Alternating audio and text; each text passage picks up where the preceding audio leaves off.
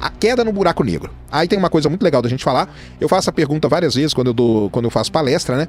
O que é pior, cair num buraco negro de massa estelar ou num buraco negro supermassivo? E a resposta é pior cair num buraco negro de massa estelar. Por quê? Num buraco negro de massa estelar, o gradiente de força de maré, o gradiente de gravidade, ele é muito violento. De modo que, se você encostar a perna no buraco negro estelar, a diferença entre a força de maré no seu pé e na sua cabeça é tão grande que vai te espaguetificar, que a gente chama, que é puxar você e você será destruído ali. Já num buraco negro supermassivo isso não acontece. O gradiente de gravidade, né, ou de força de maré, ele é bem menor. Então, não existe praticamente diferença entre a gravidade que está no seu pé e a gravidade que está na sua cabeça. Então, o primeiro ponto do final do filme é que sim, tá? O Cooper, ele poderia entrar no buraco negro, no Gargantua, que é um buraco negro supermassivo. E aí as coisas começam a ficar complicadas mesmo, porque nós não sabemos o que acontece dentro do buraco negro. E aí que vai entrar toda a genialidade, toda a criatividade do nosso querido Kip Thorne junto com o Christopher Nolan. Tesseract. Muito bem, o que é o Tesseract? Então, o Tesseract, a gente chama que ele é um hipercubo, uma estrutura que existe em 4 dimensões.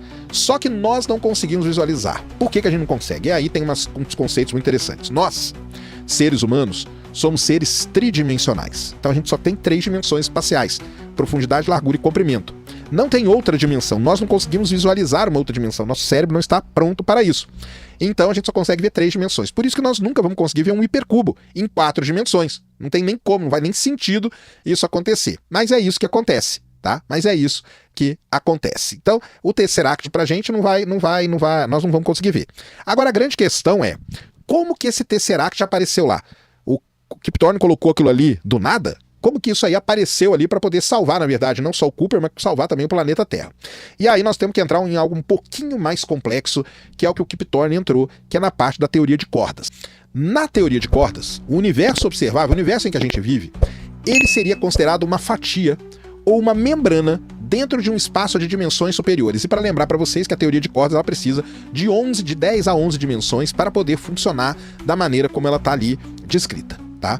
Os físicos, eles não gostam de ficar falando toda hora membrana, membrana, membrana. Então eles abreviaram a palavra membrana para branas.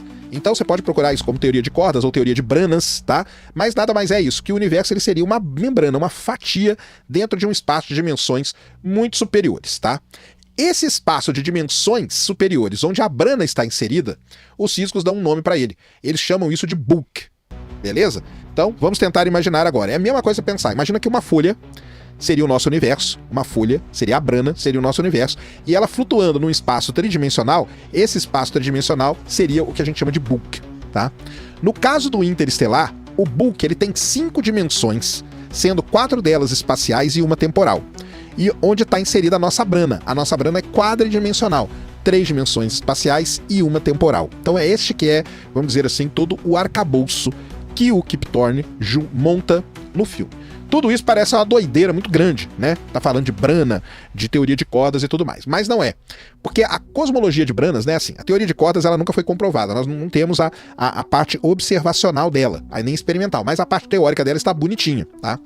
A cosmologia de branas, que a gente chama, que são essas membranas, que são essas fatias, ela oferece soluções muito interessantes para problemas muito intrigantes que a gente tem no nosso universo. Por exemplo, de todas as forças que a gente conhece, a gravidade é a força mais fraca. Por que ela é a força mais fraca? A teoria de branas tem uma explicação para isso.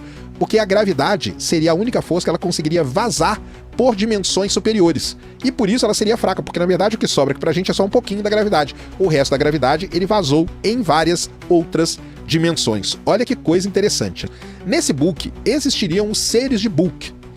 Os seres de bulk, o Kip Thorne fala que seriam descendentes do futuro da humanidade, que seriam um tipo de indivíduos que evoluíram, mas não é a evolução da matéria biológica, eles chegaram a evoluir tecnologicamente, beleza?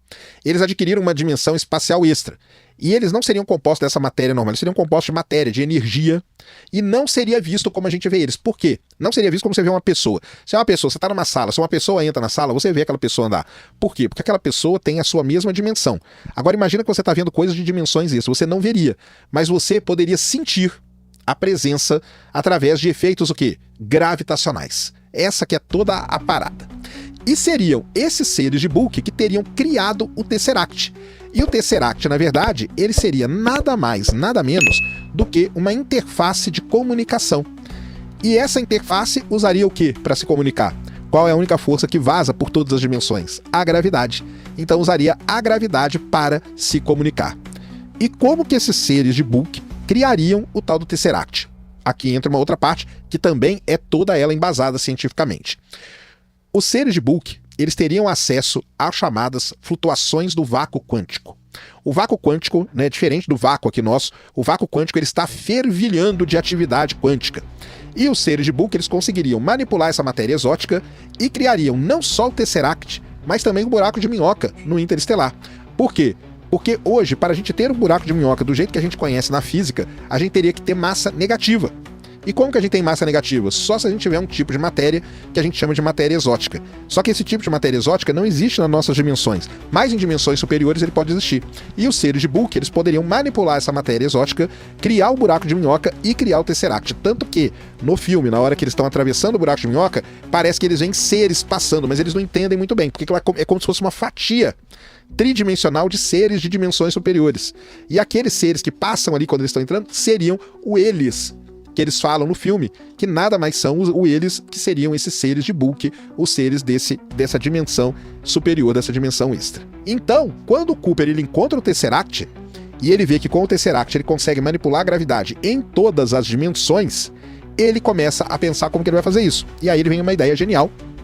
Ele fala, vou começar a usar o código Morse, porque se eu usar o código Morse, qualquer pessoa no mundo entende. Ele sabia que ele mesmo iria entender, porque ele estava ali. Ele sabia que a filha dele é muito inteligente, iria entender também. Então ele começa a usar. Cada livro que cai da estante seria um ponto, e cada livro que fica na estante ou cai devagar seria o traço no código Morse. Então ele pede para o TARS, que é aquele robô, para o TARS pegar todos os parâmetros que eles conseguiram adquirir ali do buraco negro, porque você tem todas as informações que você precisa e tal, e ele começa a passar todos os parâmetros via código Morse, usando para manipular isto a gravidade, porque é a gravidade que consegue vazar em todas as dimensões, através de uma interface que seria o Tesseract. Com isso, ele consegue mandar todos os parâmetros para o código Morse, a Murphy pega aqueles parâmetros, resolve a equação e salva a humanidade. Um homem morre na Terra e é encontrado em Marte. Contra toda lógica, ele volta à vida, trazendo segredos que não deveriam existir. Descubra por que ele voltou. Vindo do Espaço, de Walter de Jesus Costa. Link na descrição.